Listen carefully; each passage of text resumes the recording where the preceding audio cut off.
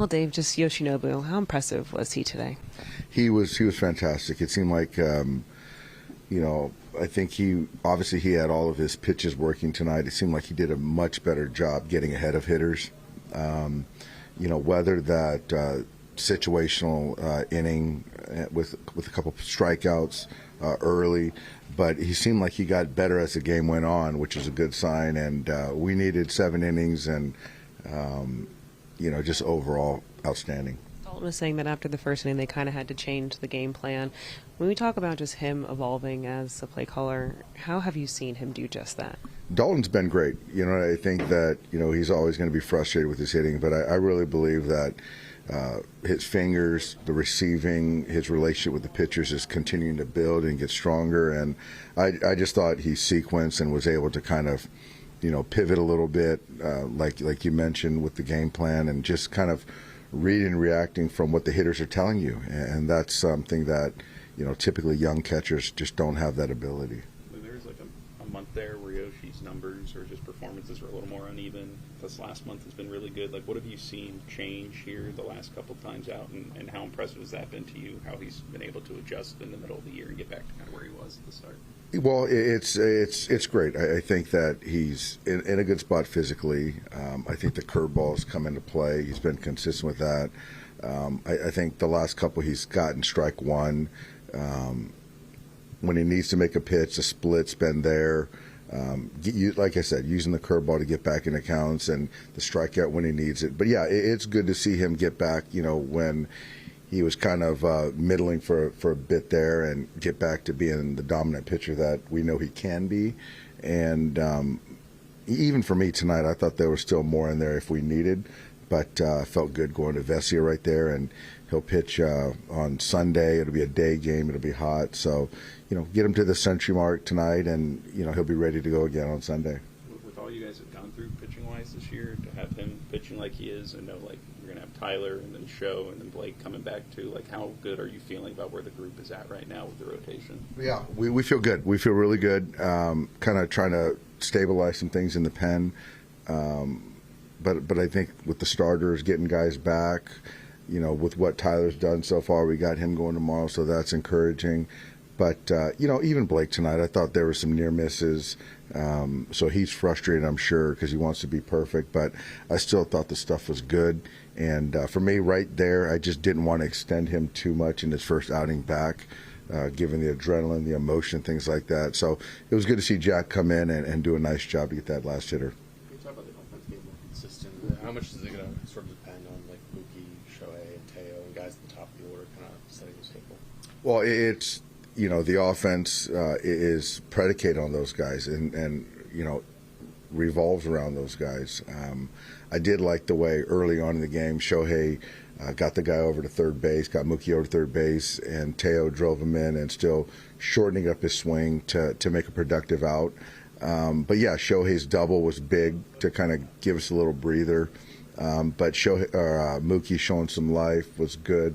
But yeah, it's all predicated on those guys being good. I mean, that's kind of why they're on the roster. Is it game like this, for the most part, kind of closer to the more tightened-up play that you've been wanting to see this past couple of weeks and hadn't been? Yeah, it is. I think that it wasn't perfect, but I still felt, Teo fighting that at bat to get a base hit, a slider down below. I still think Andy's still swinging the bat well. And yeah, to not have Will in the lineup tonight, to still put some runs across was good. But I think, overall, it's kind of what I envision from our ball club. And, Miggy Rowe's been playing really good baseball, so that's been fun to watch, the defensive side. And, Mookie doing his thing now, and obviously he's playing great shortstop. So, in totality, quality ball game. How much of a concern is Edmonds' ankle right Yeah, now? it's day-to-day. Couldn't play defense tonight, so there was an at-bat in the middle of the game where, under normal circumstances, I would have hit him for Kim with the bases loaded with one out, but he just couldn't play defense tonight. So, trying to protect him for the short and the long term. So, I'm waiting on word from the training staff if he can play tomorrow. So, yeah, we'll see. But obviously, if I couldn't hit him tonight, for him to not be able to play 3 innings of defense, isn't a great feeling. Alex Freeland going to be here as insurance for him, or is he? Alex is coming, and we'll see. He's going to come, and we'll see. What direction we go. With who, but it's not a certainty. But he is en route. Haesung Kim, I guess, kind of a part of that conversation, He just is. with the shoulder. He is. Yeah, Haesung is part of that as well. He's fighting it. Will never admit it, but you can just see offensively with the bat, he's just not himself right now. So we're just kind of trying to figure out, if one of those guys, if we do need to make a move with one of those guys. How do you walk the line between like playable and it being valuable just to put one of them on the IL and make sure that they're all the way? That's the thing, that it is a blurred line. The players obviously feel that they're not hurt where they can play and post, which is great. But, the line of, are you still hurting the team, hurting yourself? That's the thing that the organization, the training staff, we got to make that decision. Teoscar, tonight you had 2 hits, 2 RBI. When you think about just what's been the key for getting things going in the heart of the order, what would that be for you? I think getting a good pitch to hit and not trying to do too much. We got a good lineup, guys that can run. Obviously, I don't have to put the ball in the gap, so we can score runs. With a single swing and get a hit, I think that's enough, and we did that today. You were facing off against Burns. He was hitting 101, 102. How are you able to get to him early in this one?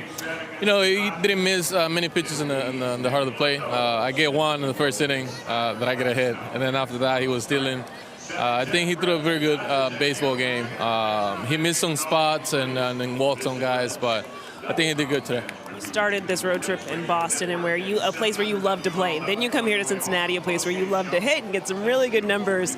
Would you say that this has just been a kind of a confidence boost for you, especially since coming off the IL? Yeah, I've been working really hard trying to get my timing back, especially now that I can play in these fields that I feel really comfortable hitting. That I can see the ball really good, and just trying to keep going, trying to make this good timing as long as I can, and hopefully get it to the playoff. And it wasn't just the offense today. The support you all were able to give Yoshinobu Yamamoto, how impressive was he? I mean, Yamamoto, we always expect that from him. He's one of the best one in the business right now. He was not missing a lot of pitches outside of the strike zone. He was hitting the corners, getting the pitch when he wanted to throw it, and it's just another good one for him. All right, well, congratulations on this win, Teoscar. Thank you. We were just talking to Yoshinobu. Just when you kind of look at this outing today, how you guys were able to navigate through their lineup. He said, just how impressed he was with you and how you called the game, but kind of what was the focus for you guys and how you were able to kind of keep them off balance? Yeah, we had to make a couple pivots after the first. They showed that they were attacking Yoshi's normal game plan, and they were kind of all over it to start. And like I said, we had to change lanes a little bit and kind of mix it up. And once we kind of found our groove, it was easier to call the game from there. Was it part of that kind of going to the sinker a little bit more? Because it was a little bit of everything. I mean, Yoshi has so many pitches. He basically can manipulate anything and throw whatever he wants, and that's what makes it fun to call a game for him. He did a really good job of being sure to execute pitches that needed to be executed, and when he needed to make a miss, he missed in the right spot. So, like I said, it makes things a little easier when a guy has that many pitches and he can throw them all for a strike. What do you guys kind of change after that first inning? Is it more just how aggressive you are in the zone against them? Or? I would almost say the opposite. They're picking and choosing what to go up there and be aggressive to, so you kind of navigate through those things, and you can a lot of these hitters, you can kind of see their game plan from pitch one, what they're doing in the box, how they're moving, their moves as a hitter. It allows you to kind of read their mind a little more and just kind of avoid the damage areas and stay out of their hot zones. 今日素晴らしいピッチングだったんですけども、マークコーチと、マークコーチと、監督が、初球ストライクの重要性っていうのをちょっとお話しされてたと思うんですけども、それが今日できたように思うんですけども、それはどういう感じでできたと思われますか？そこはいつももちろん心がけて取り組んでいることではありますけど、まあ、うまくいかない試合が増えてたので、まあ、今日はうまくいってよかったです。今日、配球とかも含めて、すごい最近では一番良かったゲームじゃないかと思うんですけども、その辺はどう自分で今日感じられました？まあ、そうですね、まあ調子は、まあ、すごく良かったと思いますし、まあ、前回は、まあ、5イニングで、まあ、なんていうんだろう、失点も重ねてたので、まあ、それと比べるとすごく良かったと思いますし、はい、まあ、いい試合が増えてきているので、はい、まあ、いいことだと思います。